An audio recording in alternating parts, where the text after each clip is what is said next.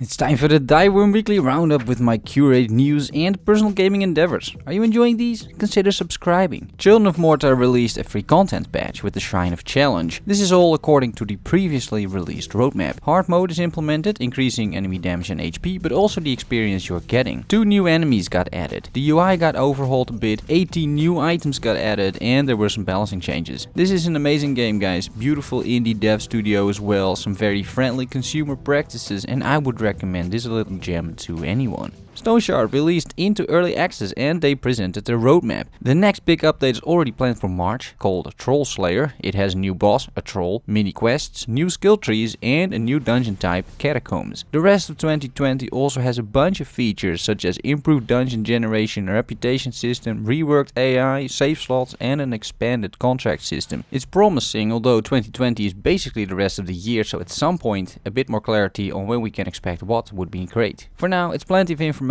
of course. Everybody is still playing the game. 2021 is supposed to have secrets and treasures, a lockpicking system, character creator, crafting, cooking and alchemy, Steam achievements and new settlements and cities. There's a caravan system planned and new magic schools. Bottom line, a lot of stuff is planned, but the real question is, how's the game right now? Well, it's really brutal. I am dying so much, but it's also really good. I love the sense of exploration, the turn-based combat, the tactical gameplay and the depth of all the various systems. When you hurt your leg, it's not just using a medkit. No, you need to use a splint, a bandage to stop the bleeding, healing salve, and then maybe some tonic to alleviate the pain. That then results in intoxication, which needs to be cured with an antidote. There's hunger, thirst and a dozen of other mechanics to worry about as well. And best of all, the devs keep balancing the game since launch by very actively putting out new patches with quality of life improvements, like the latest patch which brought more save systems to the game. I got a key from the devs for Astellia, a new MMORPG that I was keen on trying. I have always enjoyed the MMO genre and played quite a few of them, although I'm not really an MMO channel. Regardless, I thought it'd be nice to give some first impressions. Astellia is a world where demons are threatening existence. You're the hero because of course you are, and you need to save your sister who's been kidnapped. Turns out you're special because of course you're special. You're a Starcaller, which allows you to summon Astals, which are these small creatures with magical powers. They help in combat and they're annoying as hell. After playing to level 21 and getting a feel for the game, I'm starting to appreciate this MMO more and more. On the one hand, this is just another really generic Korean MMO that tries to establish a foothold in the West. On the other, it's quite enjoyable, and so far by just buying the base version of the game, I'm having a good amount of fun. The game has some pretty decent features like the combat, a deep crafting system, dungeons, some nice cutscenes. The graphics are okay-ish as well, although I've certainly seen prettier MMOs. Then there's the bad. Voiceovers are very cringe. The story is over the top and predictable at the same time. The Astel system, of which the game derives its name, functions a bit like pets, but it doesn't feel smooth to use at all. And there's the cash shop. I haven't felt the need to use it yet, and I'm not 100% sure what they're selling either. It doesn't seem pay to win yet, but that may be my lack of understanding of the game. It becomes more and more apparent what sort of game King's Bounty 2 is going to be. In a dev diary, some of the core elements are explained. The game will be about exploration, hero development and tactical combat. However, in a new game you won't be spending as much time in combat as in previous versions.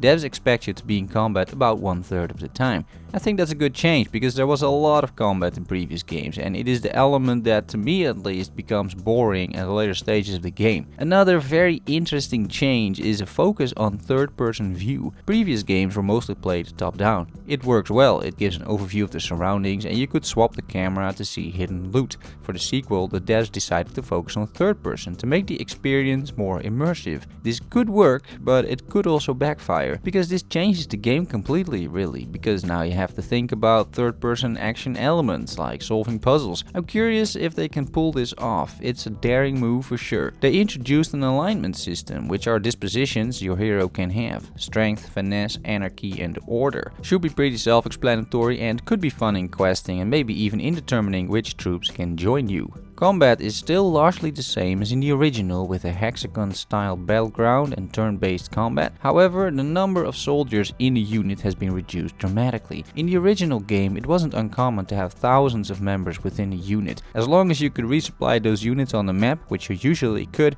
your army would not change all that much. More leadership meant more members within a unit, but your army would always have the same number of units. It wouldn't really change in style or in tactics. It's just that your units would grow in members. And that is not the case here anymore. Units now have a member cap, which means you will need to be much more tactical about your army setup. I like this change. It should incentivize experimenting with different troops, and that is exactly why the devs implemented this. Cool stuff. I'll keep reporting on more of this, but for now, next game. Last week I reported on Warhammer Underworld's online, the tactical card game, which had a bit of a rocky launch with some missing features. The devs have been working pretty hard, it seems, to implement those, and features like party invites via Steam, speedier gameplay and a better tactical overlay have all been implemented. It shows the devs are susceptible to feedback, which is always a good sign. Steam ratings have been showing this too. Last week it opened at a 60%. At the moment of writing it is 69%, which is just shy of a positive rating. There's another new game in town that appeared out of nowhere, just like the characters in that trailer.